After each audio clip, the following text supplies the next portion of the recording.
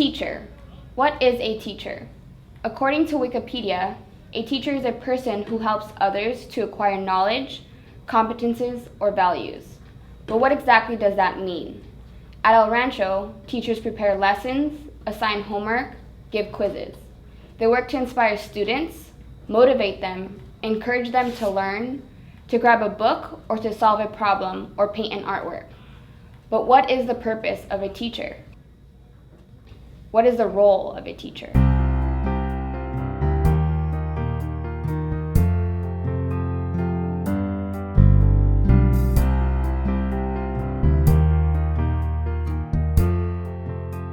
a father, I'm a husband. Those are probably two of the more important attributes of my life. My son is 15, he's a sophomore here, and I'm proud of him. There's some things we need to work on academically, but he's a good kid, and that really means a lot to me. I've been married for 18 and a half years, been with my wife for 25 total, so I'm happy for that. I'm proud of that. And then I'm a math teacher. It's the next big thing in my life after my family. This is the opportunity for you to really ask questions and make sure that all the little details get clarified. When I was in high school, my favorite teacher was an English teacher that I had, and she was outstanding. She knew how to talk to the students, she knew how to relate to students, she knew how to make the curriculum interesting and engaging. And I always have a little bit of, I hope I have a little bit of what she taught me. I really try to make sure that the math is as correct as we can make it, but conceptually understandable to the students, even when we try to be really rigorous with the math. And so I try to take that directly from the professors I had. So I've definitely been influenced greatly by them. I expect my students to work really hard, especially when I'm teaching calculus to them. That's primarily what I have all day are calculus students. And calculus is a challenging course, especially for high school students. And so I don't expect them to understand it immediately, but I do expect them to put in a lot of effort to try to understand it, to really engage with the examples that I give them, and to think deeply about them, because it's such a great subject. And so for me to be able to impart that on bright high school students is a gift that I try not to take advantage of on any given day. But it's a challenge, and it's a challenge for them, and it's a challenge for me, and I try to encourage them to keep working really hard, and that through that hard work they will gain the understanding that I'm hoping they'll gain sooner rather than later. I always thought that what kept me in teaching was the mathematics, because I really enjoy the mathematics, but that might have been true many years ago, but it's really the interaction I have with the students and the impact that I can have on them in their math development. I go through ups and downs every single year when I teach. There's the highs and the lows of having success, and then the lows of course, having failures and whatnot. But when I look back and I see former students come by and say hi and talk to me about what's going on in their lives, and when they come back from college and tell me that what I did was impactful to them and helped them have success in their next course, that really what keeps me going in my job. Well, his class was really hard. It isn't easy, but I would really recommend people to take it because you learn a lot. I never had a class like that before that challenged you that much. Through all his tests and repetition, you need to put in the work and see results after.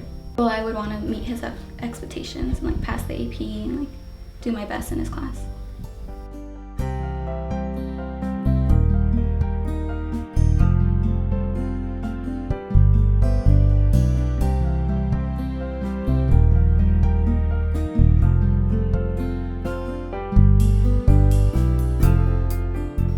I'm a teacher at El Rancho High School, and I've been teaching here for 27 years. And I've taught English at about every grade level, 9th, 10th, 11th, and 12th. I coached volleyball for 5 years. I was a JV head coach, and I've been a Key Club advisor for about 26 years. And I'm currently an AP English teacher, creative writing teacher, and a CP English teacher. I think I basically had to figure out what I wanted to do with my life, and I didn't know. I was in college and I was taking English classes because I enjoyed them, and I started thinking about, what do you do with an English degree? Well, you could become a lawyer, you could go into journalism. There are a lot of different things you can do. And I started to think back to the teachers I had when I was in high school, and I realized that they were my heroes. I had a British literature teacher named Mr. Bowers, and he looked like Shakespeare. He spoke like Shakespeare, and he taught a Shakespeare class. Basically, I read Shakespeare with him, and I remembered him, and I thought about him, and I thought, that's the kind of person I would like to be. He did something in his life that I would like to do as well. I teach a variety of students. Some are really amazing kids with a lot of time, and they're very academically inclined. And I teach kids who hate school and just want to graduate. So I kind of expect that they come in trying to do their best, trying to get where they need to go, and realizing maybe that English is a life skill, that knowing English and being good with vocabulary, speaking and all that is something that will help them down the road. So I hope that they just do their best, whatever level they're at. I want them to come in and try. I want them to put their phones away for 10 minutes and focus on some other things in their lives. Maybe the best part of teaching is interacting with students when we're reading. For me, that's my favorite part of the day. We're reading just now in my 6th period a play called A Raisin in the Sun. Just having the kids read the parts, and I'm just the narrator, and listening to them read and asking them questions and having them respond. I think that's probably the best part. But maybe in addition to that, seeing kids after they've left here and they come back and they tell me, oh, I'm a manager of a theater now, or I work in the corporate offices of In-N-Out, and just seeing their lives and seeing what they've done with their lives and seeing that they're successful. I would say the advice that my older person would give the younger person is follow your interests. Follow what you want to do. Whatever you like, learn as much as you can, because it'll take you where you need to go. Yeah, that might be the advice my older self would give my younger self. Usually I have a really close bond with all my teachers. I talk to them a lot, just mainly either about the schoolwork or about even outside of school. Like, I have a really close connection with most of them. So Mr. Sorensen taught us a lot about poetry. He taught us a lot about how writing works, like the mechanics behind it, what methods to use. He really did help my writing. He expanded my vocabulary a lot with his weekly vocab words. Yeah, he was just an overall, he was a good teacher. He was really funny, and he just connected with the class really well, and he helped us get outside our comfort zone. I feel like he expects a lot out of his students, and when they don't reach that potential, he kind of is like, hey, what's up? And he'll try to get them to go that extra mile.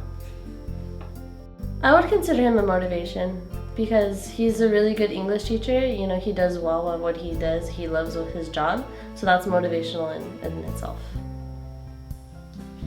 To be a successful teacher, you have to be able to connect with your students more than just the classroom. You know, you have to be able to teach, actually know what you're teaching. You have to be able to have your students feel comfortable so they can come to you and talk to you about if they're having an issue or if they don't understand the work. They're not scared to ask for help, because that's a lot of students' problems. To be a successful teacher, you just have to have a good connection with your students.